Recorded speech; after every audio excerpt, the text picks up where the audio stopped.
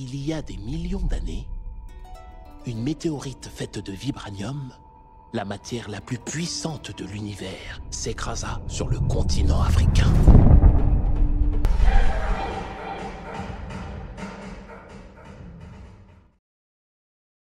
Black Panther n'est pas qu'un film de super-héros. C'est une œuvre de fiction, oui, mais une fiction puissante. Une œuvre qui, derrière ses scènes d'action et ses effets spéciaux, révèle des vérités profondes sur l'Afrique, ses forces cachées, ses blessures historiques et son potentiel immense. Ce film n'est pas un divertissement anodin. Il a touché une corde sensible parce qu'il a réveillé quelque chose d'enfoui.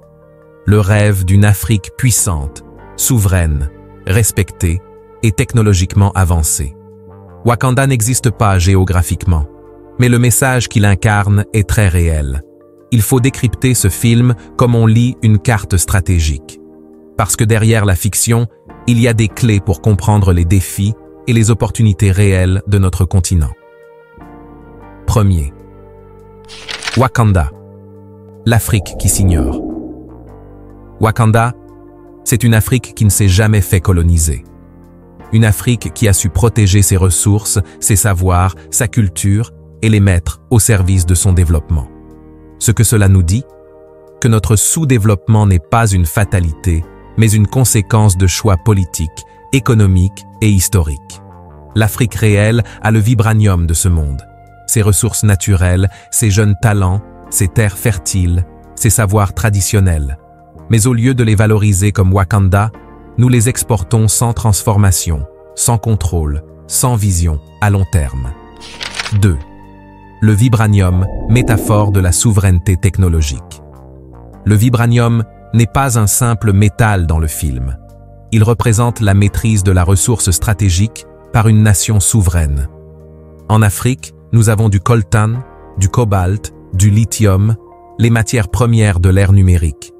Mais à quoi servent-elles si nous ne construisons pas nos propres industries, nos propres laboratoires, nos propres systèmes de protection économique? Black Panther nous envoie un message direct. La ressource brute ne vaut rien sans transformation locale, sans contrôle souverain, sans intelligence appliquée. Troisième, la dualité. T'Challa, Killmonger, le dilemme africain. Le roi T'Challa incarne une Afrique qui veut préserver la tradition et la stabilité. Killmonger représente une Afrique en colère, déracinée, qui veut réparer les injustices passées par la force. Le conflit entre les deux n'est pas un hasard. Il symbolise le dilemme intérieur du continent. Conserver ou révolutionner, coopérer ou résister. Ce que le film suggère, c'est qu'il faut réconcilier les deux forces. Avoir la sagesse de T'Challa et la lucidité de Killmonger.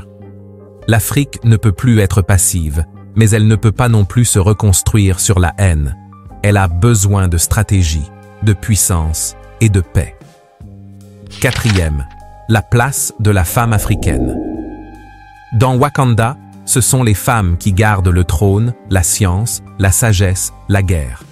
Ce n'est pas un hasard. Le film reconnaît ce que beaucoup de sociétés africaines traditionnelles savaient déjà. La puissance d'un peuple dépend de la place qu'il donne à ses femmes.